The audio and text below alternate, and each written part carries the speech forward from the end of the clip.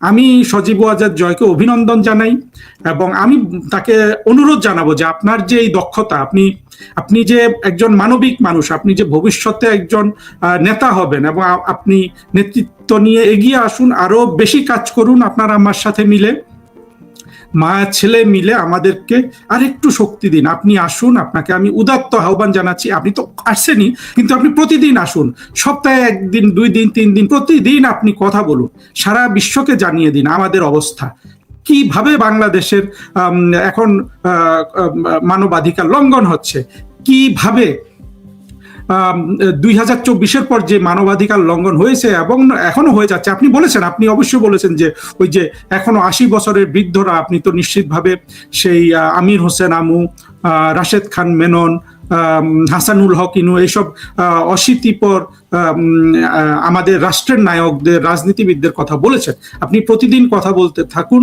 জনাব সজীব ওয়াজেদ জয়। আপনার আপনি আপনি আপনি এমন, আপনি আসলে এমন একটা দৃষ্টিভঙ্গি অর্জন করেছেন যেটা আসলে বাংলাদেশের খুব বেশি মানুষ এই দৃষ্টিভঙ্গিটা অর্জন করতে পারে না। রাজনৈতিক নেতা বা পোটেনশিয়াল রাজনৈতিক নেতা হিসাবে আপনার দৃষ্টিভঙ্গি কিন্তু কারো নাই।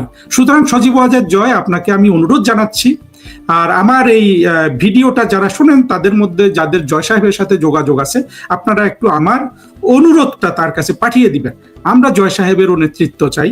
শেখ হাসিনার পরে জয় সাহেব যদি নেতৃত্ব দেন বা আরো কেউ নেতৃত্ব দেন, কিন্তু জয় সাহেব কিন্তু ইতিমধ্যে দেখিয়ে দিয়েছেন যে তিনি সারা পৃথিবীতে যেই কোনো জায়গায়, সেটা আপনার জাতিসংঘের সাধারণ পরিষদ হোক, হিউম্যান রাইটস ওয়াচ হোক, হাইকোর্ট হোক, সুপ্রিম কোর্ট হোক, বিশ্ব আদালত হোক, বাংলাদেশের আদালত হোক, যেই কোনো জায়গায় আমাদের পজিশনটাকে ডিফেন্ড করার জন্য তিনি মানে আমার প্রত্যাশার চেয়েও বেশি যোগ্য। সেই যোগ্যতা নিয়ে আপনি জয় সাহেব, আপনি আরেকটু এগিয়ে আসুন, আপনাকে আমাদের প্রয়োজন। যাই হোক, এটার পরে আমি যে জিনিসটা বলতে চাই সেটা হলো প্রধানমন্ত্রী শেখ হাসিনার বক্তব্যে আমি তো, আপনারা দেখেছেন যে পুরো বক্তব্যটাকে ট্রান্সলেশন করে আমি গতকাল আমার ইউটিউবে সেটা পড়ে দিয়েছি এবং আমি অত্যন্ত খুশি যে ওটা প্রায় এর মধ্যে 50,000-এর বেশি মানুষ কিন্তু ওই বক্তৃতাটা শুনেছেন। আমার ইউটিউবের ভিউ দেখে আমি যেটা বুঝলাম, এখন এটা আরো বেশি হতে পারে, আমি এটা 2-3 ঘন্টা আগে দেখেছিলাম। তা এটা আমি মনে করি যে কাজটা করে আমি আনন্দ পেয়েছি যে জননেত্রীর ভাষণটা আমি নিজে কোনো কমেন্ট্রি না দিয়ে আমি শুধু ভাষণটা বাংলা করে পড়ে দিয়েছি এবং 50,000-এর বেশি মানুষ সেটা দেখেছেন। কেউ হয়তো পুরোপুরি শুনেননি, কিন্তু আমি আহ্বান জানাবো আরো বেশি মানুষ যেন ওইটা শুনেন। জননেত্রী শেখ হাসিনার ভাষণটা অত্যন্ত সুলিখিত ছিল এবং তার যা যা বলা দরকার তিনি কিন্তু বলেছেন এবং সেইখানে তার কনফিডেন্স যেমন এসেছে, তিনি কোনো ধরনের প্রতিশোধ দিবেন না, রাষ্ট্র ক্ষমতায় অধিষ্ঠিত হয়ে সব ধরনের কথা তিনি বলেছেন। সবচেয়ে বেশি যে জিনিসটা আমার মনে হয় যে বাংলাদেশের সব মানুষদের আমাদের জানানো দরকার, যেটার সাথে, হ্যাঁ, জননেত্রী শেখ হাসিনার এই ভাষণের কোনো অংশের সাথে 50% রিলেট করছে, শত্রুরা তো এটাতে অনেক অংশে ভয় পাচ্ছে, অর্থাৎ স্বাধীনতা বিরোধী যারা জঙ্গি উত্থান ঘটিয়েছে। কিন্তু জঙ্গি উত্থান যারা ঘটিয়েছে বা জঙ্গি উত্থানের যারা ভিকটিম, আমরা 20 কোটি মানুষের যেই জিনিসটা জানা দরকার শেখ হাসিনার সেই ভাষণের, সেই জিনিসটা আমি কিন্তু আরেকবার পড়ছি। আমি সবাইকে অনুরোধ করব, আপনারা মেহেরবানি করে ওই অংশটা অন্তত বাংলাদেশের প্রতিটা মানুষের কানে নিন। 12 বছর বয়স থেকে শুরু করে যে আজকে রোগশয্যায় আসছে, যে মুমূর্ষ 12 বছর 10 বছর বয়সে শিশু থেকে শুরু করে, জঙ্গি হোক, অজঙ্গি হোক, মুক্তিযুদ্ধ বিরোধী হোক, স্বাধীনতা বিরোধী হোক, মূল ধারার পক্ষে হোক, বঙ্গবন্ধুর সৈনিক হোক, শেখ হাসিনার সৈনিক হোক, তারেক রহমানের সৈনিক হোক, জামাতের শফিকের সৈনিক হোক, কিংবা হেফাজতের মামুনের সৈনিক হোক, যেই হোক, সবাইকে আপনারা কিন্তু এই সত্যটা তুলে ধরবেন। এই সত্যটা আমি একটু পরে পড়ছি। এই সত্যটা কিন্তু শেখ হাসিনা বলেছেন বলে মিথ্যা নয়। বাংলাদেশের কোনো জায়গা থেকে এই ডেটাগুলো নিতে হবে না। আন্তর্জাতিক অঙ্গনে বিশ্ব ব্যাংক থেকে তারা নিক, তারা গুগল থেকে নিক, তারা IMF থেকে নিক, তারা ইসলামিক ডেভেলপমেন্ট ব্যাংক থেকে নিক, তারা এশিয়ান ডেভেলপমেন্ট ব্যাংক থেকে নিক, বিদেশি সোর্স থেকে এই তথ্যগুলো তারা নিক। কিন্তু এই তথ্যগুলো একজন আওয়ামী লীগের সমর্থক হিসাবে, একজন জননেত্রী শেখ হাসিনার কর্মী হিসাবে, বা শেখ হাসিনাকে আমরা যারা ভালোবাসি, তাদের সবার উচিত বাংলাদেশের সব মানুষকে শেখ হাসিনার এই কৃতিত্বটা পৌঁছে দেয়া। আমি একটু পড়ে শোনাচ্ছি, দেখুন কি করেছেন শেখ হাসিনা, দেশটাকে তিনি কোথায় নিয়ে গেছিলেন 9 সালে রাষ্ট্র ক্ষমতায় এসে 2024-এর জুন পর্যন্ত কোথায় তিনি রাষ্ট্রটাকে নিয়ে গেছেন সেটা দেখুন। আমি তার বক্তব্য থেকে পড়ছি। আওয়ামী লীগ সরকারের সময়ে জিডিপি প্রবৃদ্ধি ছিল 6.8%। এখানে একটা জিনিস তিনি বলেননি, কারণ আসলে বক্তৃতা তো বড় করা যায় না, একটা ফরম্যাটেড বক্তৃতা, স্ট্রাকচার্ড বক্তৃতা দিতে গেলে 6.8 কিন্তু 7.5% হতো যদি কোভিডের 2টা বছর আমাদের অর্থনীতিটাকে চেপে না ধরতো।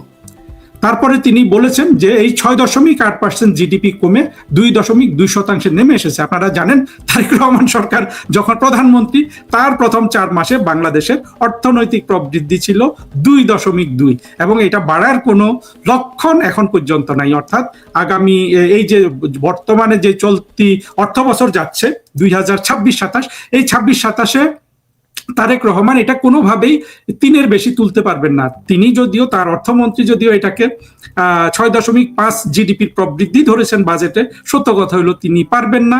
এবং IMF সম্প্রতি বাংলাদেশ ভ্রমণ করে গেছে একটা টিম, তারা কিন্তু বলেছে যে এটা কোনোভাবেই 3.5-এর উপরে উঠবে না। আমার আমি যতটুকু অর্থনীতি বুঝি বা সার্বিক পরিস্থিতি বুঝি, কোনোভাবেই কিন্তু তারেক রহমান 5 বছরও যদি রাষ্ট্র শাসন করেন, তিনি 3 থেকে 4 বছরের বেশি 4%-এর বেশি, 4% বেশি, 3 থেকে 4% বেশি জিডিপির প্রবৃদ্ধি করতে পারবেন না। জিডিপি প্রবৃদ্ধি যদি 5-এর উপরে না উঠে, বাংলাদেশ কিন্তু দুর্ভিক্ষের মধ্যে পড়বে।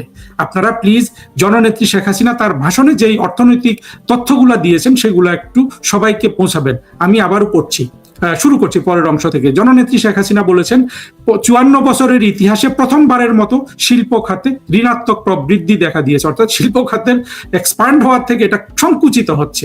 ব্যাংক খাতে খেলাপি ঋণ 13% থেকে বেড়ে 47% হয়েছে। দারিদ্র্যের হার 18.6% থেকে বেড়ে 46.8% হয়েছে। অর্থাৎ শেখ হাসিনা দীর্ঘ 15 বছর কষ্ট করে যে দারিদ্র্যের হার 18.6% নিয়ে এসেছিলেন, ইউনূস এবং তারেক রহমানের সময় সেটা আবার বেড়ে 46.8% পৌঁছেছে। বিনিয়োগ ঋণাত্মক হয়ে পড়েছে, কোনো বিনিয়োগ হচ্ছে না। আমি অসংখ্য কথা বলেছি বিনিয়োগ নিয়ে। বাংলাদেশে আর কখনো বিনিয়োগ হবে না যতদিন 2024-এর জঙ্গি কোয়ালিশন ক্ষমতায় থাকবে। কোনো কর্মসংস্থান নেই, নতুন করে 2 কোটির বেশি মানুষ বেকার হয়েছে, 500-টির বেশি শিল্প কলকারখানা বন্ধ হয়েছে, অর্ধেকের বেশি শিল্পোদ্যোক্তাও ব্যবসায়ী কারাগারে অথবা আত্মগোপনে যেতে বাধ্য হয়েছে। এটা তারেক রহমান, ইউনূস, জঙ্গিরা মিলে করেছে। সরকার প্রতিদিন ব্যাংক থেকে 700 থেকে 900 কোটি টাকা ঋণ নিয়ে চলছে।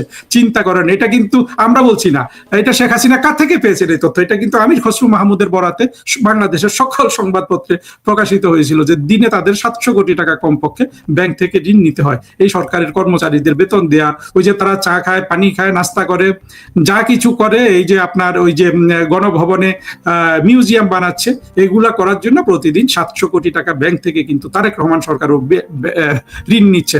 আর প্রকল্প ব্যয় হয়েছে 50% বেড়েছে।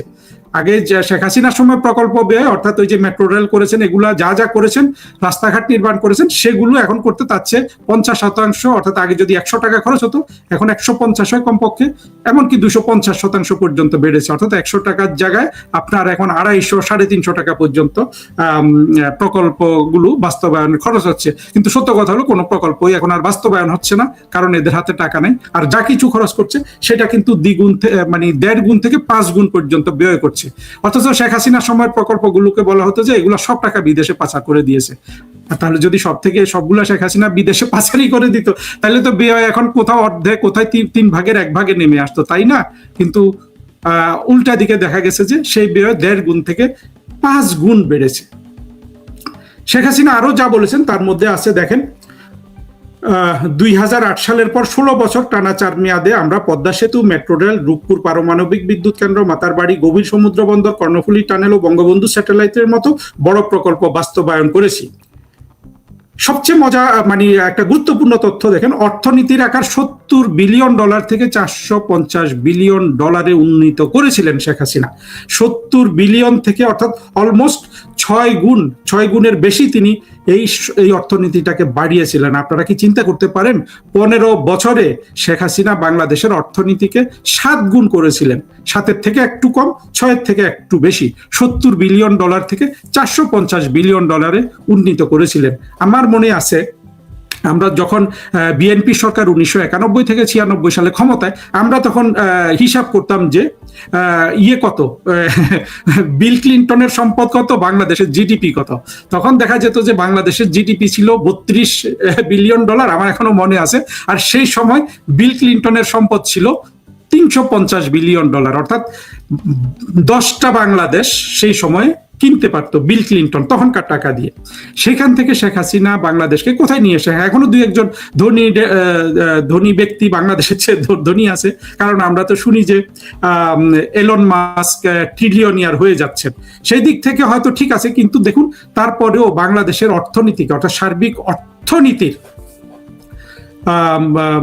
যে আপনার সাইজ, পরিমাণ, কোথায় তিনি নিয়ে গিয়েছিলেন আপনাদের নিশ্চয়ই মনে আছে। ডক্টর আতিউর রহমানের কথা, তারপরে অর্থমন্ত্রী আব্দুল মুহিতের কথা, আরো বড় বড় এম আকাশ, যাকে এই জঙ্গি বাহিনীগুলো জেলে নিয়ে গেছে, এবং আমরা জানি না যে ডক্টর আতিউর রহমান কোথায় আছেন। অথচ কত বড় একজন আপনার সাপনিক মানুষ, ভিশনারি অর্থনীতিবিদ, যিনি একসাথে বাংলাদেশের সাংস্কৃতিক জগতে এবং আপনার অর্থনৈতিক জগতে বিচরণ করতেন। আজকে কিন্তু আমরা জানি না কোথায় আছেন, কিন্তু আমি নিশ্চিত শেখ হাসিনা ক্ষমতায় বসলে কিন্তু এই বড় বড় অর্থনীতিবিদ আতিউর রহমান, এম আকাশ, তারাই কিন্তু বাংলাদেশের অর্থনীতিকে আবার হাল ধরবেন, এবং ধরে কিন্তু তারা কিন্তু আবার আগের জায়গায় নিয়ে যাবেন। এটা একমাত্র ওই অর্থনীতিবিদদের পক্ষে সম্ভব, আতিউর রহমান সাহেবের পক্ষে সম্ভব। আর কারো পক্ষে এগুলো সম্ভব নয়। কারণ হলো আপনার অর্থনীতির সাথে সৃজনশীলতা, এই দুটো যদি না মিলে কখনোই আপনি অর্থনীতিকে উন্নতি করতে পারবেন না। বিএনপির পক্ষে যেসব অর্থনীতিবিদ আছে, সেই হোসেন জিল্লুর বলেন, মোটা গর্দানটা তো পুরোই একটা গাড়ল, ও একেবারেই অপদার্থ, সুন্দর করে কথা বলতে পারা ছাড়া ওর কোনোই আসলে যোগ্যতা নাই। কিন্তু ওই যে জিল্লুর রহমান যারা আছে, এদের কিন্তু সৃষ্টিশীলতাটা নেই। দে আর নট ক্রিয়েটিভ ইকোনমিস্টস। এই যে আপনি দেখেন সময়, ইউনুসের সময় এরা বসছিল না, সালেউদ্দিন সাহেব তো ইকোনমিস্ট কতটা জানি না, কিন্তু ওই অংশে কাজ করেন। সেখানে কিন্তু ওই যে ছিল, ওয়াহিদুজ্জামান মাহমুদ ছিল, কিছু করতে পেরেছে, ধ্বংস থামাতে পেরেছে, অর্থনৈতিক ক্ষেত্রে থামাতে পারেনি। সবসময় অর্থনীতিতেও কিন্তু আপনার ক্রিয়েটিভিটি খুব গুরুত্বপূর্ণ। ক্রিয়েটিভ মানুষদের কিন্তু বাংলাদেশের অর্থনীতির হাল ধরতে হবে, বুঝতে পারছেন? সেটা কিন্তু শেখ হাসিনার পক্ষে আছে, আমাদের পক্ষে আছে, তাদের পক্ষে কিন্তু কিছু নাই। আরো দুই একটা জিনিস, আর একটা জিনিস বলে শেষ করে দেখুন, শেখ হাসিনা 2009 সালে যখন বাংলাদেশের ক্ষমতা গ্রহণ করেন, তখন ছিল $482 ছিল মাথা পিছু আয়। আজকে সেটা $2784, অর্থাৎ শেখ হাসিনা যখন ক্ষমতা ত্যাগ করেন। চিন্তা করতে পারেন কত গুণ বেড়েছিল, অলমোস্ট 14-15 গুণ, অল্প কয়টা বছরে। তখন বিদ্যুৎ উৎপাদন হতো 3782 মেগাওয়াট, এখন শেখ হাসিনা সেটাকে 28563 মেগাওয়াটে পরিণত করেছিলেন। এখানে আরো অনেক আছে, আমার বিস্তারিত জানার জন্য আপনারা যদি বাংলায় জানতে চান, আমি যে ভিডিওটা করে শেখ হাসিনার বক্তব্যকে তুলে দিয়েছি, অর্থাৎ পড়ে দিয়েছি, সেই ভিডিওটাও আপনারা শুনতে পারেন। সেটা ইতিমধ্যে যথেষ্ট মানুষ শুনেছেন, আমি অত্যন্ত কৃতজ্ঞ আপনাদের প্রতি।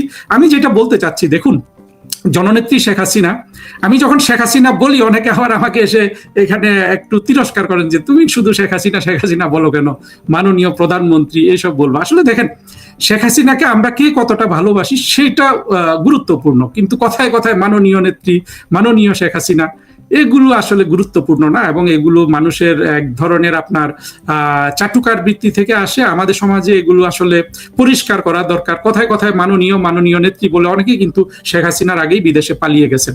আমরা অনেকে কিন্তু বিদেশ থেকে শেখ হাসিনা অভিমুখী হচ্ছি, বুঝতে পেরেছেন জিনিসটা?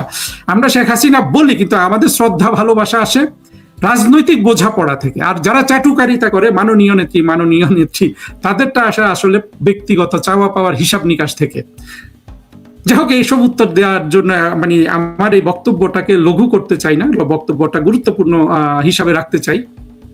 শেখ হাসিনার যে অর্থনৈতিক ভিশন, সেটা আপনাদের বুঝতে হবে যে রাষ্ট্রটা তিনি কোথা থেকে কোথায় নিয়ে এসেছিলেন, এবং সেখান থেকে আবার কি করে একেবারে, আমি এখন ধরুন আমি 22 তালা থেকে এখানে আপনাদের জন্য ভিডিওটা করছি, 22 তালা থেকে যদি আমি ঝাঁপ দেই, তাহলে এই ঝাঁপ দেওয়ার মতো হবে যে ইউনুস তার দস্যু বাহিনী, তারা দেশের অর্থনীতিটাকে ঠিক সেইভাবে ফেলে দিয়েছে 22 তলা থেকে। সেখান থেকে টেনে তোলার জন্য কিন্তু শেখ হাসিনা ছাড়া আর কেউ নেই। আর এই কথাটা কেন বলছি দেখুন, 24-এর জঙ্গি উত্থান, অনেক কিছু আমরা মুক্তিযুদ্ধের চেতনা ইত্যাদি অনেক কিছু বলি, এটা কিন্তু বাংলাদেশের অর্ধেক মানুষ কিন্তু এটাকে এটা এটা এটা তারা শত্রু মনে করে, আর আমরা অর্ধেক মানুষ এটাকে হাফ হার্টেডলি বিশ্বাস করি। আমরা কেউ কেউ এটার সুবিধা অসুবিধা বুঝতে পারি, কিন্তু অর্থনীতি তো সবাইকে আপনার প্রভাবিত করবে, পেটের ক্ষুধা সবার আছে, সেখানে কিন্তু চেতনা কোনো বিষয় না। সুতরাং শেখ হাসিনার অর্থনৈতিক উন্নয়নটা সবার কাছে নিয়ে যান, এবং আপনারা সবাই নিশ্চিত থাকেন তারেক রহমান বাংলাদেশের কোনো অর্থনৈতিক উন্নতি করতে পারবে না। কারণ তার একে তো অভ্যন্তরীণ নীতি দুর্বল, জঙ্গিবাদে বাংলাদেশ ছেয়ে গেছে। আমরা দেখতে পাচ্ছি কিভাবে তিনি ভারতের সাথে সম্পর্ক মানে যুদ্ধ ঘোষণা করেছেন। আবার তারই মন্ত্রী আজকে আবার দেখা গেল যে ভারত থেকে পাইপলাইনে তেল আনার জন্য দীনেশ ত্রিবেদী সাহেবকে অনুরোধ করেছে, যে দীনেশ ত্রিবেদী সাহেবকে আবার ওই হুমায়ুন কবির বসতেই দেয় না। এটা নিয়ে গোলাম মোল্লা রনিও কথা বলেছে, আমার অত্যন্ত ভালো লেগেছে। আমি কিন্তু সবার আগে কথা বলেছিলাম যে এরা একজন অতিথিকে বসতেই দিতে জানে না। শেখ হাসিনার তারেক রহমান সাহেবের লোকজন, বিশেষ করে তার পররাষ্ট্র মন্ত্রণালয়, চিন্তা করুন কোন অবস্থায় একটা সরকার চলতেছে। তারেক রহমান সাহেবের পররাষ্ট্র মন্ত্রণালয়কে দেখলে আমার কাছে মনে হয় যে এটা হয় কোনো রেবেল বাহিনীর পররাষ্ট্র মন্ত্রণালয়। মনে করেন হুতিরা যদি আজকে ইয়েমেন দখল করে, তাহলে ইয়েমেনের পররাষ্ট্র মন্ত্রণালয় এইভাবে চলবে। বা বগদাদি যখন ইরান এবং সিরিয়া দখল করেছিল, তার পররাষ্ট্র মন্ত্রণালয় হয়তো এইভাবে চলেছে। কিংবা আফগানিস্তানের তালেবানরা হয়তো পররাষ্ট্র মন্ত্রণালয়, না, তালেবানরা অনেক ভালো, তারা তাদের অনেক ম্যাচুরিটি আমি দেখেছি। আসলে জঙ্গি হলেই যে একেবারে মন খুলে কারো গিবত গাইবো সেই মানুষ আমি নই, কিন্তু তারেক রহমান সাহেবের কোনো জায়গায় কিন্তু কোনো ম্যাচুরিটি আমরা দেখতে পাচ্ছি না। এখন অভ্যন্তরীণ নীতিতে নাই কোনো আপনার শক্তি, পররাষ্ট্র নীতিতে নাই কোনো ধরনের আপনার ম্যাচুরিটির প্রয়োগ। আপনি তাহলে কিভাবে এই বিনিয়োগ তো আসবেই না। আমি সবাইকে বলে দিচ্ছি, বাংলাদেশের সব মানুষকে বলি, মাহমুদুর রহমান আর ফুয়াদ, শাহরিয়ার, মাসুদ, এই 4টা জঙ্গি বাংলাদেশে যদি দাবড়ে বেড়ায়, পত্রিকা চালায়, সংবাদপত্রে ইউটিউবে কথা বলে, টকশোতে কথা বলে, বাংলাদেশে বিনিয়োগ হবে না। আপনি অনেক আরো হচ্ছে ওই যে ব্যাংক সুদ কমাইতে হবে, এইটা কমাইতে হবে, আপনার ওয়ান স্টপ সার্ভিস করতে হবে, আমলাতন্ত্র দূর করতে হবে, IMF থেকে ভালো কি বলে সনদ পেতে হবে, এগুলো বাদ দেন। এগুলো অর্থনীতির কথা, এগুলো গুরুত্ব নাই, আমি তা বলছি না। আমি সহজ কথাটা বলে দিচ্ছি আপনাদের। এই যে যতদিন মাহমুদুর রহমান, ফুয়াদ, শাহরিয়ার, মাসুদ এই জঙ্গিগুলো বাংলাদেশকে ডমিনেট করবে, ততদিন বাংলাদেশে কোনো ধরনের আপনার বিদেশি বিনিয়োগ আসবে না, অভ্যন্তরীণ বিনিয়োগও আস্তে আস্তে উঠে যাবে। শিল্প কলকারখানা বন্ধ করে দিয়ে যারা শিল্পোদ্যোক্তা আছেন তারা ধীরে ধীরে টাকাগুলো বিদেশে নিয়ে, এই যে আমি এখন যেখানে আছি, কানাডা, US, অনেকে মালয়েশিয়া, দুবাই, এই সব জায়গায় কিন্তু ধীরে ধীরে তারা চলে যাবে। বোঝেন বাংলাদেশের বিপদটা কোথায়। অথচ যদি ঘটনাটা এরকম হতো, আপনি একটু চোখ বন্ধ করে আজকে কল্পনা করুন, বাংলাদেশের সবচেয়ে বিনিয়োগ বান্ধব পরিস্থিতি কখন হতো জানেন? আপনি চোখ বন্ধ করে একটু ভাবুন। যদি বাংলাদেশের সবগুলা মাদ্রাসা ধরেন, আপনি এই মাদ্রাসাগুলো বাংলাদেশে নাই, এবং এই মাদ্রাসা থেকে যারা বেড়ে উঠেছে, যে বিশাল একটা জঙ্গি গোষ্ঠী, অদক্ষ জনগোষ্ঠী, অবুধ জনগোষ্ঠী, নিষ্পাপ জনগোষ্ঠী, আমি কিন্তু সবাইকে জঙ্গি বলছি না, আমি বলছি জঙ্গি গোষ্ঠী, অদক্ষ জনগোষ্ঠী, নিষ্পাপ জনগোষ্ঠী, এই